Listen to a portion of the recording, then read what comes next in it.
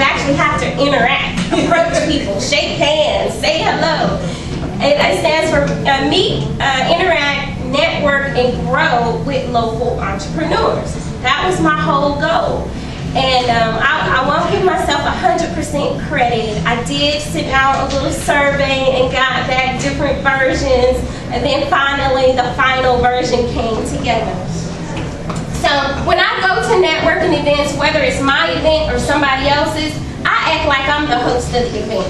Now, I will kid you not, seriously, I have gone to networking events and I've walked around the room, met people, shook hands, and they thought this was my event. I think I went to, last summer, I was at a social event. I wasn't there for business, I was just there to socialize. I was like one of the first people there. It was me and maybe 3 or 4 other people. So as soon as the people came into the door, I'm saying, hey, how are you? How you doing? They think I'm the host, right? So that's a good way to work the room to meet people, is to act like a host, meet and greet people as you walk around the room. Now use small talk to break the ice. I know a lot of people aren't good with small talk. A lot of people is like, well, I don't know what to say. You know, so they kind of stand over in the corner or just immediately go to their seat. Well, what I've done is on your table, and I'd like for you to review these a little later, and as we leave from here today, that you at least pick 1 or 2 of these little icebreaker questions to engage in conversation with someone you have not met. So when you're thinking about small talk, you can ask simple questions. The obvious question is, what do you do? Ask the person, how did you hear about this event? I'm really good about doing that. I always ask, or most of the time I try to ask people, what other networking events do you attend? You know, because I like networking, so I want to find out about other networking events. So use these questions on your table to help you break the ice and engage in small talk.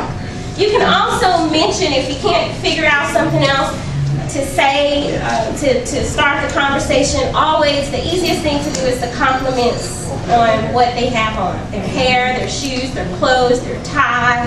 You know, that's a good way to break the ice. And everyone likes to be complimented, so that's a good way to get started there.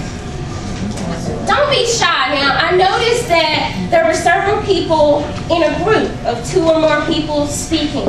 And then there were several people kind of lingering outside that group waiting to get in. It's almost like when you were in school and all the popular people was all huddled together and you was like, I want to be in, I want to join the group. Well, don't be shy. Don't feel like you're going to intrude just because they're having a conversation. The people that came to, everyone that came here, we know that we're networking. We know we're here to meet people. So people welcome the new person to the group. So stand to the side, be sure you try to make some contact. Just don't elbow your way in, you know, hey, wait, I'm back here. Or, you know, sometimes I'm sorry, I'm bold like this because I'm short, and sometimes when it's tall people, I'll just tap them on the shoulder. Excuse me, I'm down here.